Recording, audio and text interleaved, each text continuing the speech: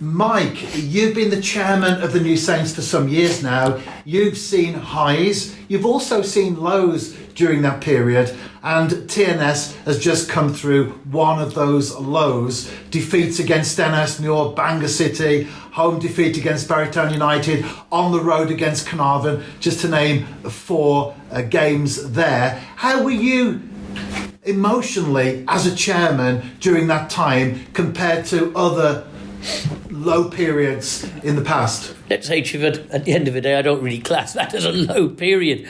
I mean, low is when you start the season with 7 draws and then get whacked 10-0. That's what low, and then you don't win another game until the week before Valentine's Day. I think that would be probably what you would consider low.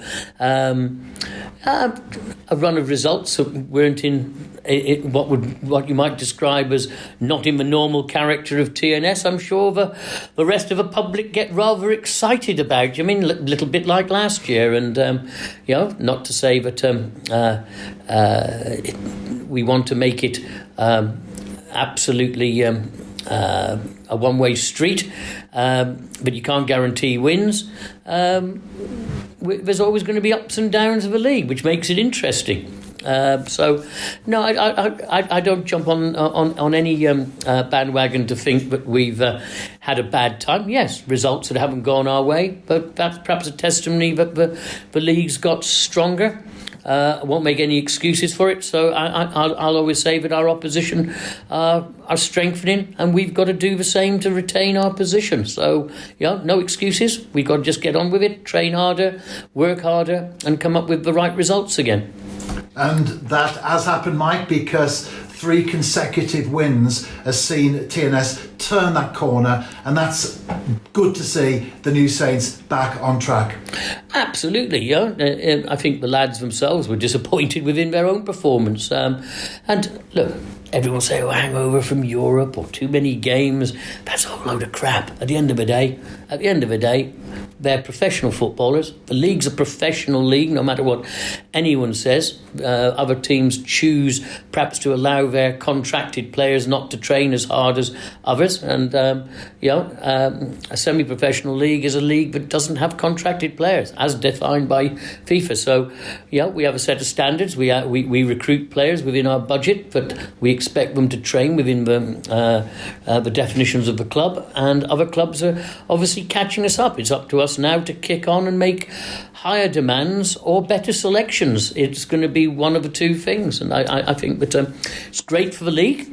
I think that the teams that are in that pack of improving are doing so at great pace. So we've been looking at ways to kick on again, and that's a project which will start to unveil itself now over the next few months, along with the fact that we're going to see a lot more coming out of our academy. I think the improvements within the quality of the young people that have been within our club and emerging now at 16 and 17 and 18, more of those guys are going to be at the grade where Scott can take them into the first team. And we're seeing that now. We had a great little appearance a few weeks ago by Ethan at Carmarthen, and I think he's become a little bit of a fan's favourite as well, and other guys are going to have their chances. But likewise, some of the ones who thought they'd got there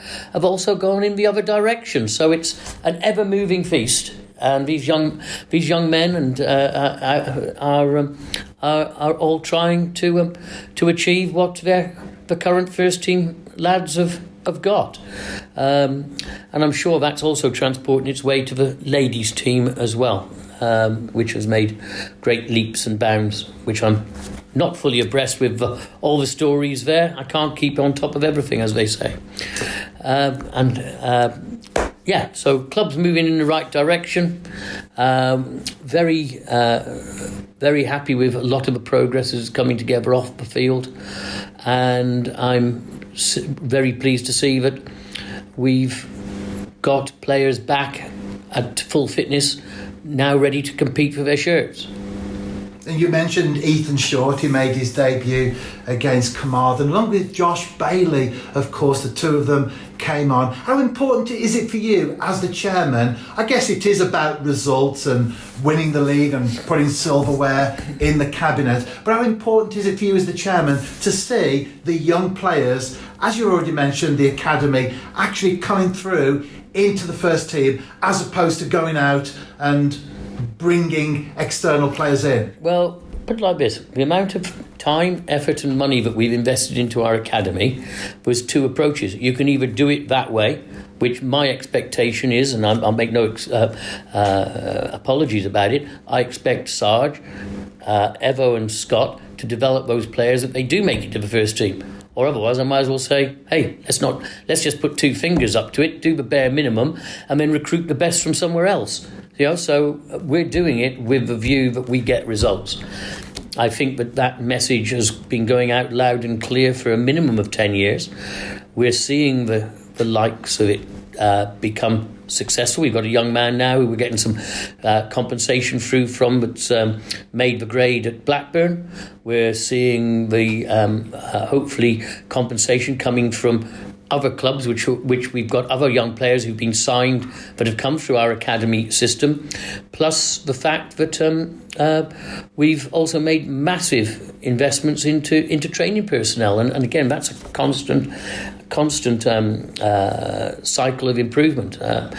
Chris Sargent has been a breath of fresh air to take the already successful academy to another level, and you can see that he wants to drag everybody up with him, and I think the excitement of what and the product of what he's doing will only come to its own fruition with the period of time. And it's a strange journey, because kids start at 6 and it's 13 years probably before you know if you've got a good crop.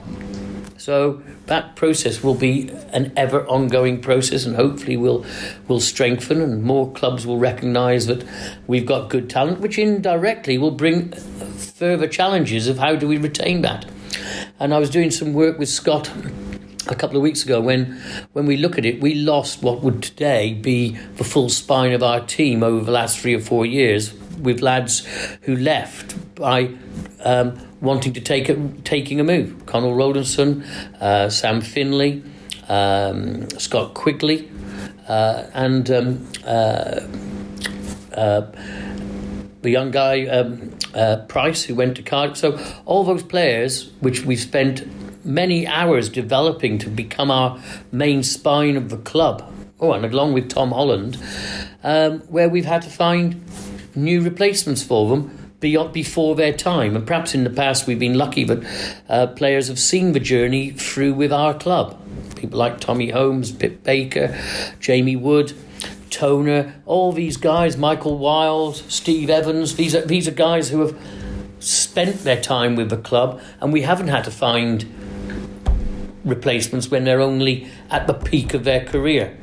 So, by losing those people, we've had to try and find replacements for them. So that's another challenge that the club has to find. Of course, we'd always want a player to move to a club if that's where he wanted to go, but at the highest possible level. But likewise, we would want to benefit as well by hopefully attracting a transfer fee of the appropriate amount in terms with their value, and not just stolen by clubs who think they can get a good deal by trying to come to TNS.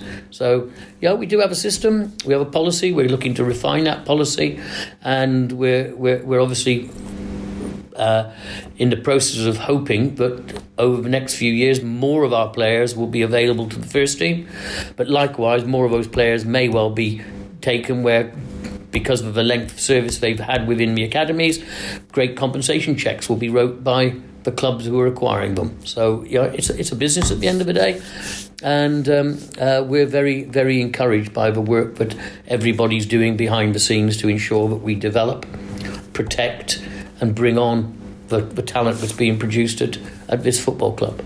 There is an obvious pathway, as you've already referred there, Mike, to the players making it into the first team and through the academy system, but also you referred to the likes of Steve Evans, Scott Rusco, Chris Sargent, who as ex-players are now involved in the technical side of things, the coaching staff, the managerial positions, so on and so forth. The other day, I was at the venue looking out on the academy groups as they were preparing and training for their weekend's game. And as well as Chris Sargent, Simon Spender was there, Greg Draper, Connor Roberts. So how important, Mike, is it that the players themselves, perhaps as they start to come to the end of their careers, such as Chris Sargent, can then, the appropriate ones, of course, when the positions are available to them, can then step into the TNS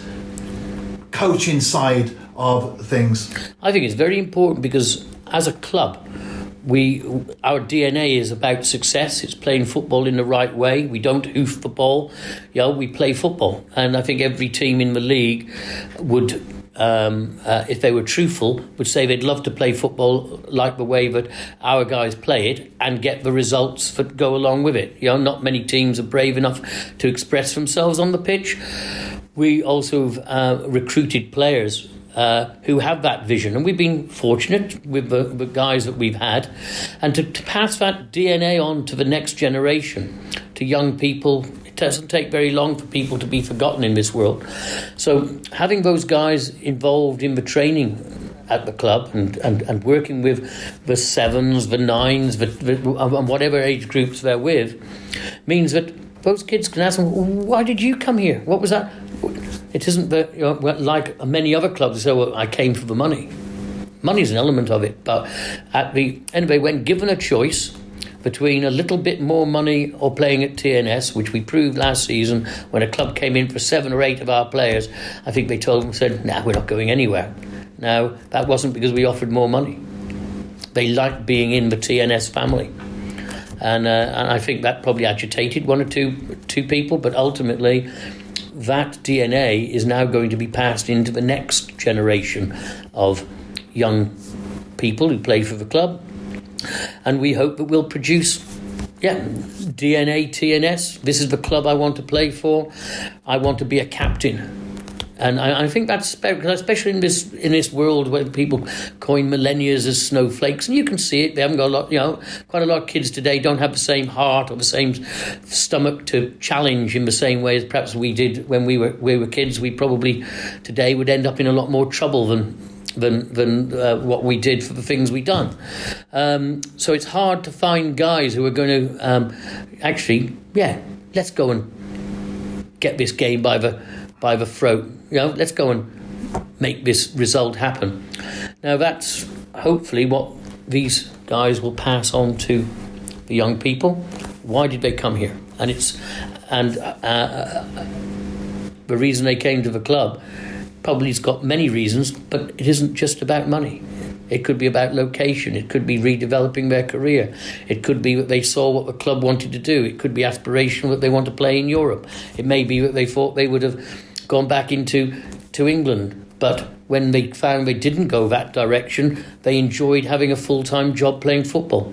It's a lot better than doing many other types of work within the UK economy.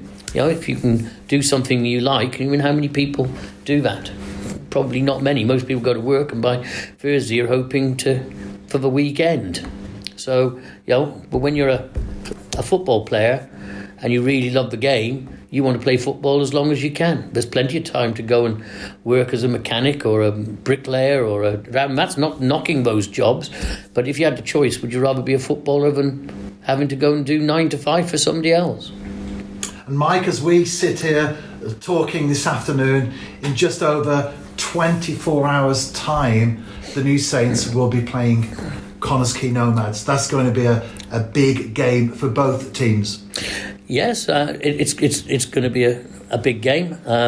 My friend Gary, who's come out of the cupboard, he's as chairman. I think he's been having a few good tweets lately. He was very vocal over the Southampton result last week, and he was suggesting that their manager wouldn't be in post if they'd have had a thumping like that. I did have a couple of jovial behind the scene tweets with him about, well, perhaps we ought to see if the lads are up for such a result for tomorrow night's game, which would be quite interesting to see. But it's going to be a tough game. They haven't lost this season.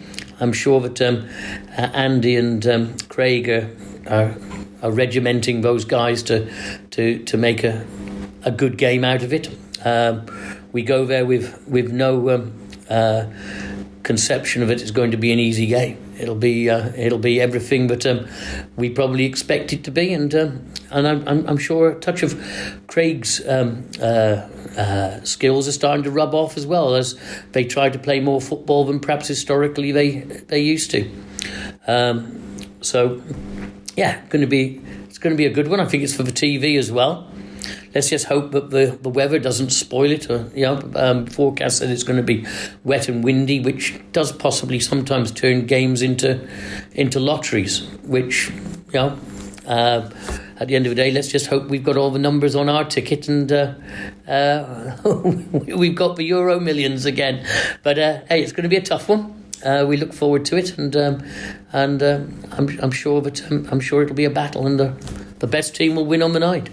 And as the chairman of the New Saints, Mike, it's not just your only concern. Of course, you're a very successful businessman. You are literally here, there and everywhere. But when you are at home, without doubt, you're there at a game, supporting the club, in with the fans, part of the balcony at Park Hall, or part of the stand, the terracing, wherever we may be. Will you be at the Deeside Stadium tomorrow? At the moment, I'm pretty certain I will be. I am waiting for a call for a rearranged meeting, so I will be doing absolutely everything to be there. Obviously, I want to see the team do well. I like to see what we're achieving, so that perhaps I'd like to hope to think I know what we need on the field, so when the manager asks for it, I can either agree or disagree with him, and feel confident that he's making the right noises, and making the right decisions. So, and it's one where you don't get that unless you go to the games. But if you don't go to the games and you don't really want to do it, is your heart really in it? And this isn't a knock on Gary, because he's a good friend of mine.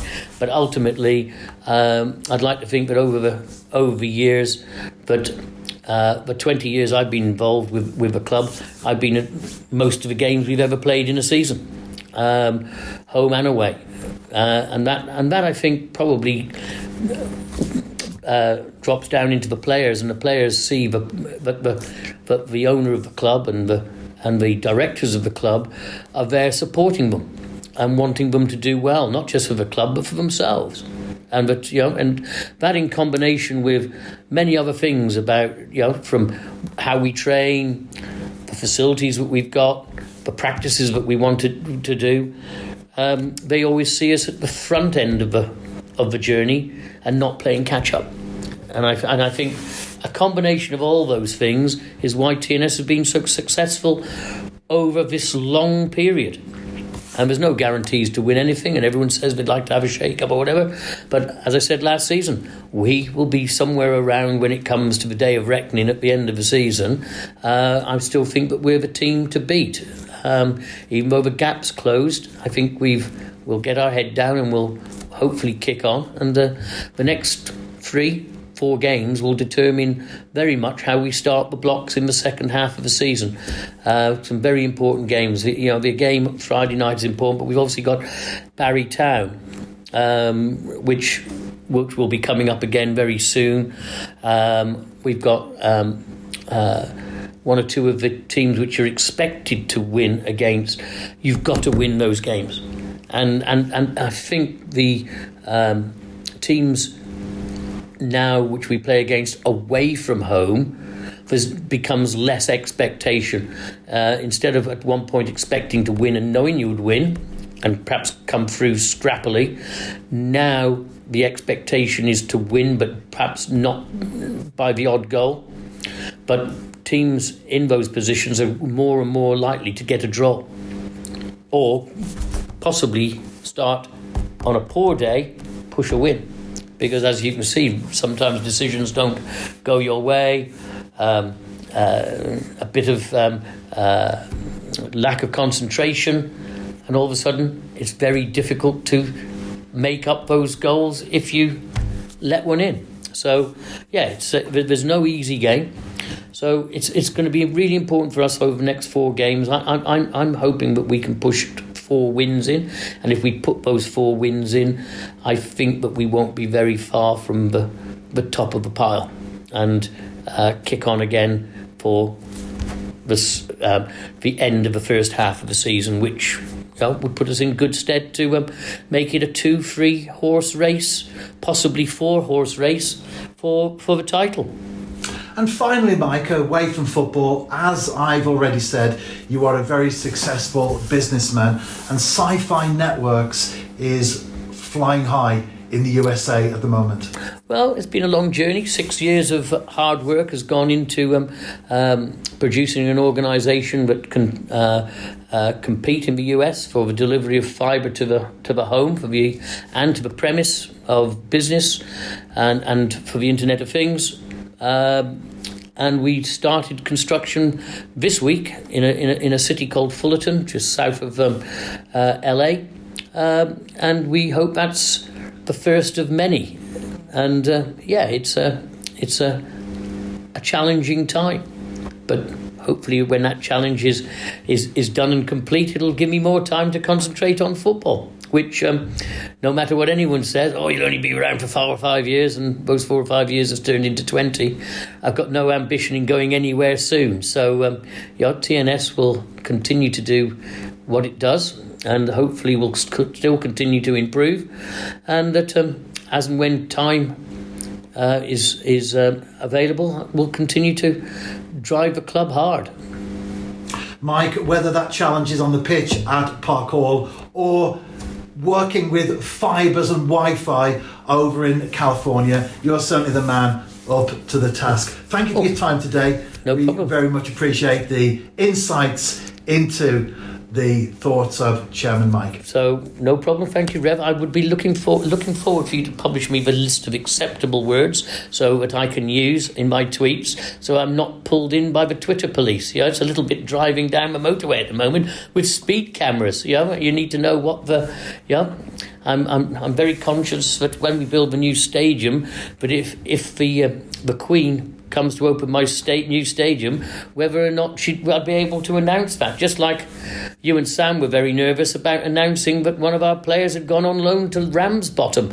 We obviously don't want to fall into the trap of political correctness, but we also need to make sure we don't get caught by the Twitter police through doing something rather innocent, which they decide is very wrong. So bottoms up to next week, and a good result on Friday.